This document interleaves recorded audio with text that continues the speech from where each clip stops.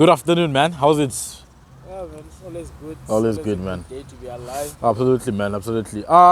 Welcome back, guys. The viewers, the returning subscribers, and the new guys.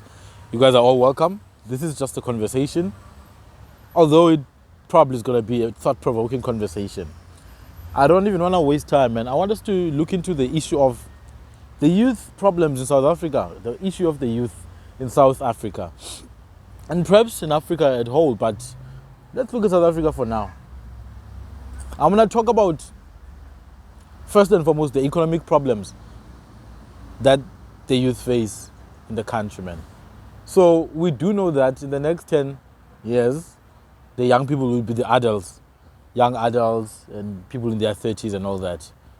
So that means that we should, or at least the elders in this country should have a vested interest in making sure that the youth, are provided with the best possible opportunities, because they'll be running the country. But the way things are, man, I want to look at the economics and then the other aspects as well. Economically, there's three main issues that the youth face, my brother. The first one, which is the most extremely critical one, youth unemployment. Back in 2019, there were some studies that came out. They pointed youth unemployment to about 63%, which means at least 6 out of all 10 young people in this country are unemployed. Now, what the government will do is that they will tell you, no, it's 50%, blah, blah, blah. There's different definitions of unemployment. So in economics, they will tell you that there's the expanded definition of unemployment, which looks at all people who are not working, even those who are not looking for jobs. Then there's another definition, which is only people who are actually seeking employment but not getting it. But that's not what I'm looking at. I'm looking at people who are not working at all. At least 60% of all young people in this country are not working, man. And this is a very, very scary thing. If majority of young people are not working, who's going to be running the country, man? Who is going to be running the country? Who's going to be feeding families in the next 5-10 years? You see? And unemployment may seem like, no, it's just unemployment. It has a lot of negative effects. And one of the most negative effects of unemployment is self-esteem. Young people who don't work have a very low self-esteem. Let me put it this way. Young people who have no source of income have a very low self-esteem. And majority of young people want to work. They don't want to create businesses. So self-esteem, is affected by unemployment, because unemployment means you have no source of income. Having no source of income means you have no way of provision. You can't provide for yourself. You can't provide for your loved ones. You can't buy clothes. You can't buy food. You can't fix yourself. You can't groom yourself.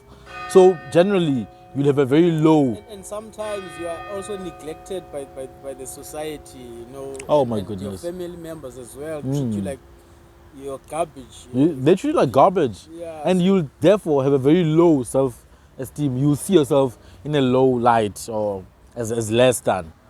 And unemployment, man, it hits very hard, In some families, unemployed gents, or even ladies in many instances, if you're unemployed, you're not going to eat.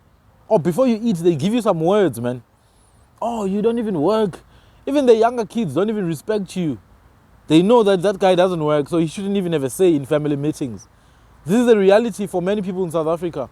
A lot of young guys, a lot of young ladies are not, they're even mistreated by their parents, man. That's how sad it is. I've read a few stories where the lady was mistreated by their parents.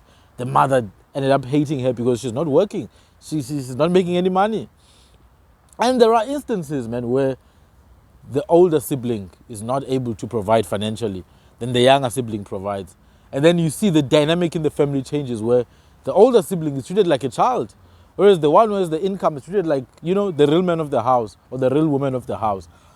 And for me, I understand where people come from with this, but these are the issues that young people face. Unemployment is just one of them. And it affects the person's mental health, their image of self, self-image, how confident they are, how capable they believe they are. It's hard for someone who's been unemployed for a while, man, to just wake up one day and decide to start a business. It's very hard. I mean, there are people who do it. We know that. But it's very hard for the average person who's been unemployed for maybe 2, 3, 4 years. So that's one of the economic issues, man, in this country. The second issue, man, that young people face economically, it's education quality, man. There's a huge gap when it comes to education in this country. We do know the history of South Africa with private schooling being only available to people who are exceptionally, financially well off, who are in the 5, 10, 15, 20%, I don't know. But we do know the history where there was a semi-private model, so-called Model C schools, which have now become former Model C schools. But then they employ the same model. If your parents don't have money, or if there's no source of funding, you're not going to study in those schools. And these schools have a lot of academic capital. They have a lot of relationships with institutions, with universities, with alumni that have achieved things, People like Alan Gray, man. Mr. Alan Gray went to Selborne High in East London. So if you're a kid who goes to Selborne High in East London, already there's a billionaire who went to your school. And it's not just Alan Gray. St. John's College. There's a lot of alumni from St. John's College who are have achieved greatness. So there's that capital already, besides the financial capital that these institutions have and they've managed to generate over the years. And the sheer credibility that their image, portrays. So people who went to these schools, which is the minority of people in this country, majority of people go to schools that, okay, they may pay some form of fee, but they offer a little less quality. And I do acknowledge the government's attempt in trying to address these issues, because I've been in the schooling system as well. I know how much the government tries. I'm not going to lie. The government tries, man, to address a lot of these imbalances. But then there's not a strong culture of commitment to education. There's not a strong culture, especially in the majority of the population. There are communities, man, where it's normal for a child to leave school at the age of 16 when they're in grade 10 or grade 11. They leave school to go and become a conductor in a taxi rank. They leave school to go and do drugs and join a gang. They leave school and all they do is binge drinking. So education quality is a very critical issue, and it affects in the future the economic prospects of that individual who had access to that poor or high quality education. And therefore it goes back to the economics. You see? You wanted to say something? So I just wanted to ask, maybe are not maybe those the issues that the youth is facing, and isn't it because of the lack of mentorship and and the lack of exposure to the role models, the black role models that we have in our industries? Okay. Don't you think maybe if you had like mentors, people who are whom we see as role models, can help to... Well, there are role models. There are role models. Perhaps you want to say positive role models, because they've always been role models, even back in ancient times before the Western civilization came this side. I'm saying in terms of like mentoring people. There are. Let me finish. There are role models. There are mentors. So if you go to a township, maybe in Cape Town, the boys who end up joining the gangs don't just decide by themselves to join the gangs. A lot of them are mentored by older gangsters from a young age. They do have mentorship. The only problem is that it's negative mentorship. It's negative role models. So what you mean is to say there is a lack of positive role models, educated role models, financially accomplished, successful businessmen type of role models. I do accept that proposition. Not that they are not there, man. I just think the young people don't have access to them. You see, there's a lot of successful business people, a lot of successful, professionals. I know actuaries, engineers who came from the township, who came from absolutely nothing. The only issue is that a lot of them don't go back to mentor the young ones, which is, I think, that's your point, and I agree with your point. I agree with your point so much so that Professor Phakeng Mokgethi, the former or outgoing Vice Chancellor of UCT, went to David Studios, King David Studios, and she was speaking to Mr. David there. And I think David was asking the same question: why are the educated guys with PhDs and all that, who come from townships, why don't they go back to townships? And you know what Professor Phakeng said? She said that a lot of these guys with PhDs and all these accolades, they're afraid to go back for safety reasons, amongst other things. Because that's how toxic the township environment can be in many cases. the guys who've accomplished a lot in their lives, they tend to be targeted. And that's another symptom. They tend to be targeted. You know, man, a lot of popular musicians, Pro Kid, and other popular musicians who died in the townships, in Soweto, in their own hometowns, or in spaces where there's black people. And Professor Pageng was saying this, that a lot of the guys that she coaches in their academic journey, when they've achieved and they start conducting research and run these studies, a lot of them have that fear that if they go back, they will be targeted. And they can be killed at the same time. You understand? But I'm not saying in a sense of going to stay there. No, I know what you mean, but they have to be involved one way or another. They can't just go and watch and stand by the corner. They have to be actually involved. There are many cases. So I used to work in a township, in a software programming academy, where I used to facilitate the program. In a building or in an office space that was provided by UCT, right? And usually there's UCT students who come through there. A lot of them white. They come through for multiple programs. There was one scenario where they came with a private shuttle. They got robbed, man, in Cape Town, in New Crossroads. They got robbed. They were so traumatized, my brother. They couldn't believe it. Those guys who were robbing them don't really care about killing them or whatever. They need to survive as well, you see. So those ladies, those students, they were UCD students. They didn't stay in the township, but they wanted to go back and give back in the township. And they had to face that. So I agree with you. More positive role models are needed in the townships. They are needed in the Cape Flats. They are needed in Guguletu. They are needed in Soweto and other townships as well, in KZN, in other provinces. But I think people need to understand there's, stumbling blocks as well. The toxicity of the environment, first and foremost, is the biggest stumbling block. Remember, these townships are basically concentration camps, massive prisons of the mind, before they are prisons of the body. So the mindset they can see you coming with something positive, but then there are people who will take advantage of that. Bro, even as a student, it's tough sometimes. Even as a student, I know one student personally he was shot in the head. Right at his house, at his home gate. At the gate, Baba. He was wearing a UCT jacket. I don't know what the reason was. All I'm saying is that the moment you get out of that space, for many people, it becomes very hard to navigate back into the space and be accepted without being targets. Because the perception is that, you guys, you managed to get out, you are now educated, then you have money. And if you have money, why not? Why should I not take advantage of it? And this is just few people who do this. Majority of people in the townships are sweet. They're nice. As you say, there's young kids who have dreams, man, who have visions, you see, and they deserve positive mentors. And perhaps you could be one of them, my brother. Don't you think that maybe running away from the location is not a solution?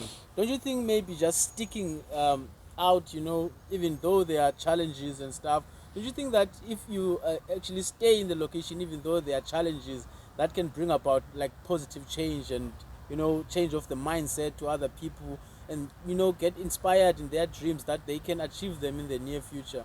Than actually running away, like people don't see your successes so that they can be ambitious to I hear you. achieve those things. I hear you. So what you're saying is that people can choose to offer themselves as a living sacrifice on the altar with the possibility that they can be targets. Yes. I agree with that. I think that can be one option. Another option is what you said as well, that they don't have to stay in the township, but they can run programs. They can run NGOs. They can run and bring recreational activities, which is another very important element of young talent nurturing. You need to bring, recreational activities. I agree with you, man. But I also am against the idea that people need to stay in townships. There were a lot of people, black people in the city. I mean, even when Jan van Riebeeck arrived, he wrote a lot about different groups of people he found. The Kwena, the Kwekwe people, the Xhosa Kwe groups such as the Kanukwa. He found them in the peninsula of Cape Town. So the idea that people need to be in a particular place, you must come to the township. I understand where you're coming from and I agree. But I also think people don't owe anyone any reason. They don't owe anyone any explanation of why they should leave that place, because it can be really toxic to the point where one will have to pay with their life. I made an example with people like Pro Kid, people who get killed in the township, man. You could have done a better job, maybe staying away from the kasi, coming every now and then. I know people are driven by the love of the township and young people there, but then sometimes you have to weigh the cost and benefit. There's a lot of black people, man, who lived in the city, even in the English colonies, lived in the city, you know, District 6 in Cape Town. It was a multicultural society with colored people, Jewish people, black people, and a lot of different people, right? In Belleville, a lot of black townships in Belleville. In Pinelands, you see, my grandfather lived in that area actually, in that vicinity of Pinelands and Ndabeni, which has now become an industrial area to an extent. People were pushed out to Langa, to Bontiville, to Khayelitsha, which means a new home. The people from Khayelitsha Khayelitsha is a new township. That's why it's called Khayelitsha, new home. People were pushed to Crossroads, other places such as Philippi. People never chose to stay there. And there's nothing wrong with Cape Flats, man.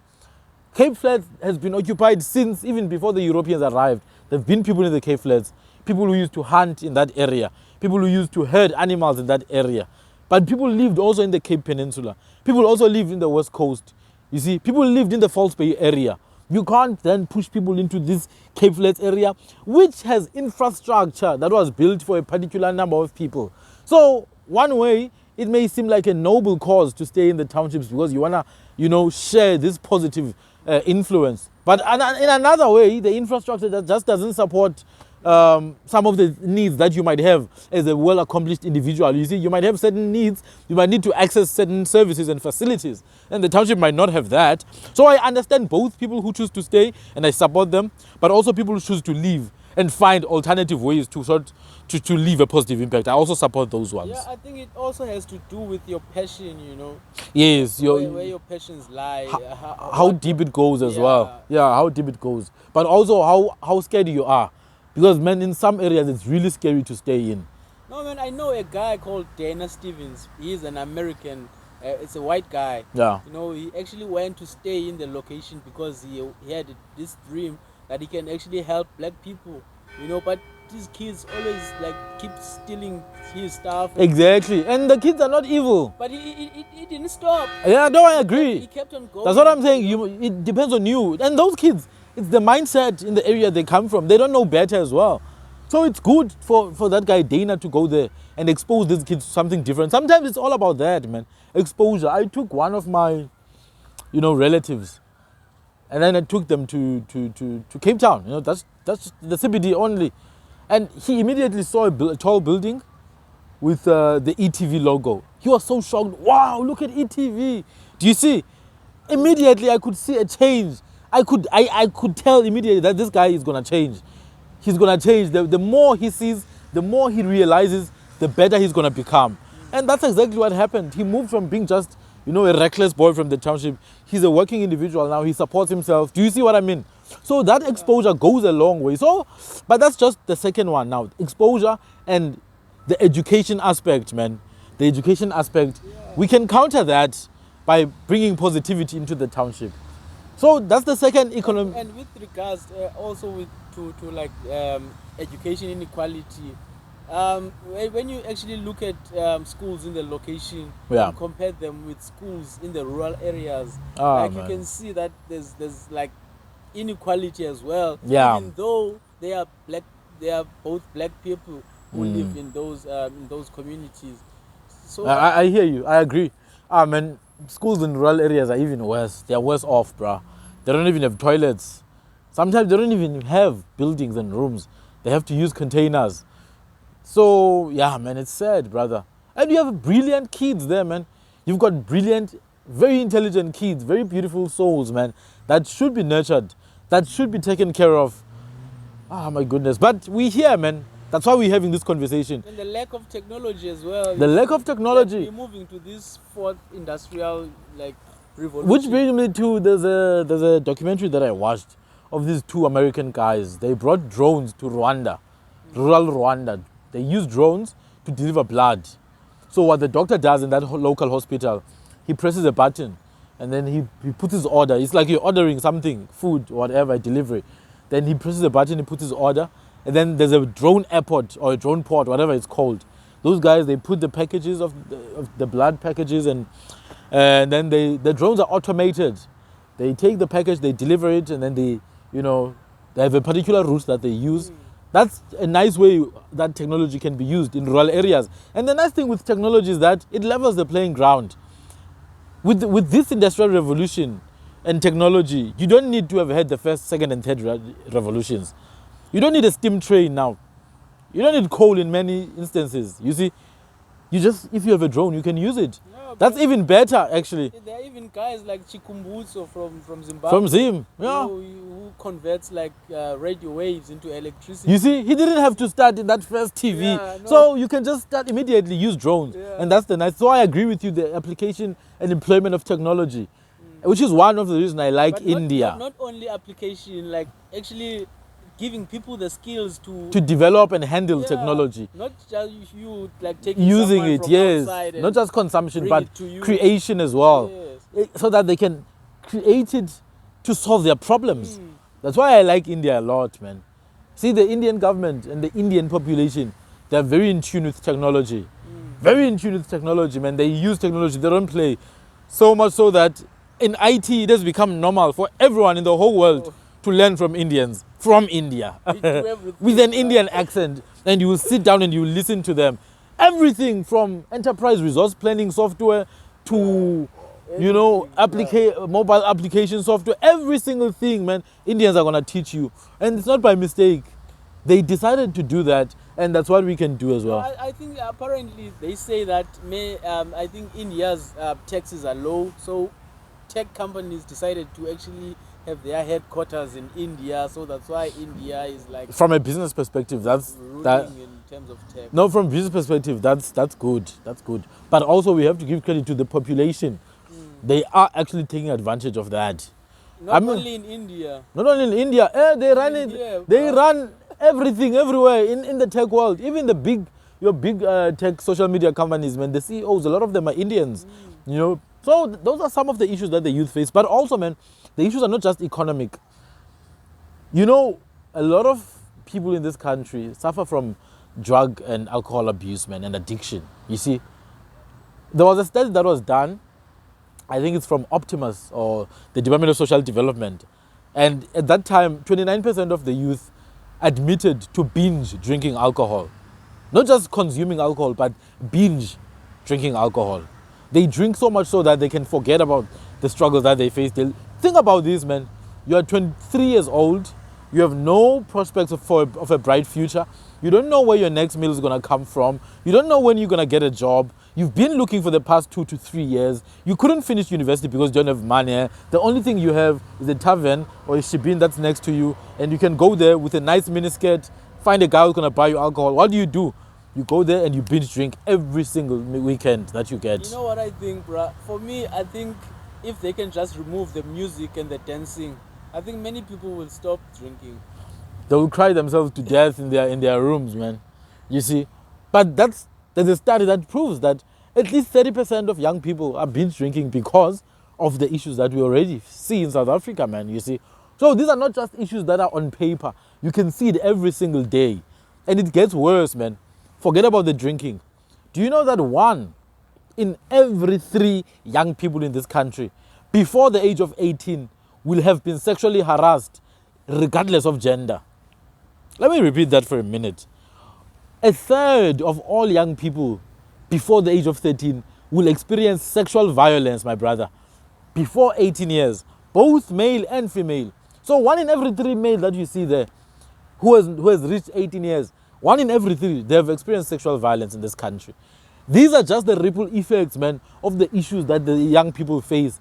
And one of the issues as well is crime and vulnerability to crime. Remember, when young people are unemployed, young people don't have recreational activities, young people, the only thing they have access to is alcohol and drugs.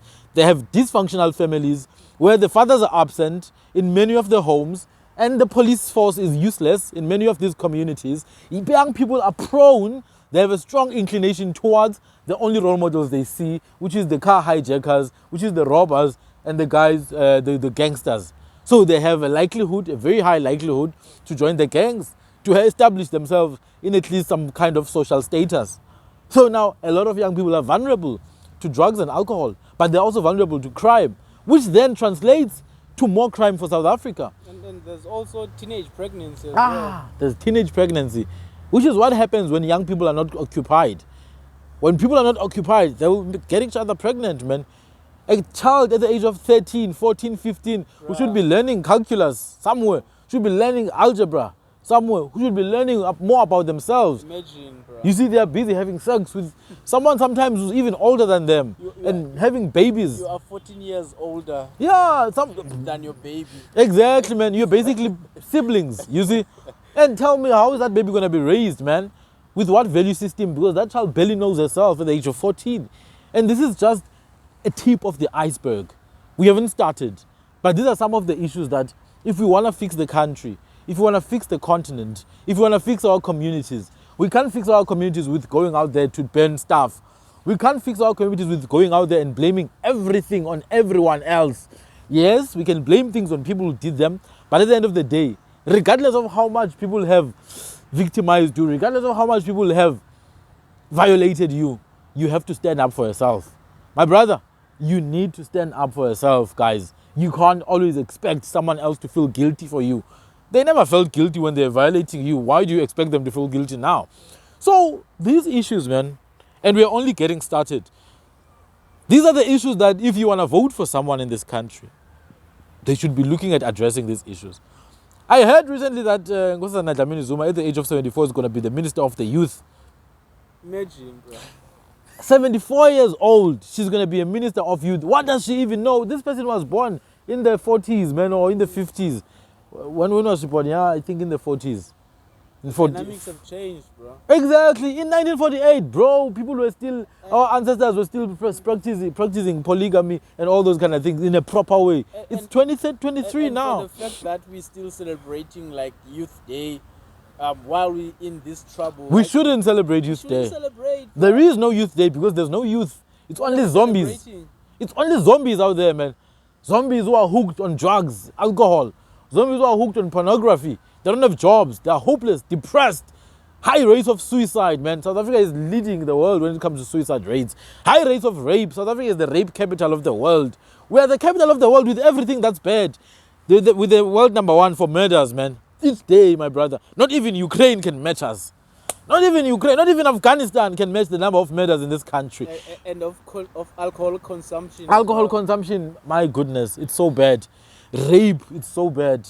Crime, just crime alone is so bad, man. And inequality, oh my goodness. Inequality, it's of the highest level. You just go to Cape Town, man, you know, go to the peninsula, or you go to the Atlantic seaboard, to Hout Bay. You see Imizamoye to the side, and you see the Hout Bay suburbs, and you see Tlantutno. You see the place they call Landatno, it's Tlantutno actually. Or you go to Fishhook, you look at the informal settlement, and you look at the suburbs. Or you go to Sandton, you see Alexandra here, or Alexander, and then you see Sandton here. And then you start to notice, man. If you look at the population of Sandton and the population of Alex, the population of Alex sometimes even it quadruples the size of the population of Sandton. But then in terms of resources, they are like the 10th of what the Sandton people have. And then you start to realize, South Africa is a broken country. As Musi Maimane said, the broken president leading a broken party. He didn't understand what he was saying. It really is a broken country. So we need to really start working, man, as young people. We need to really start solving our own problems. You can't expect Cyril Ramaphosa to solve the problems.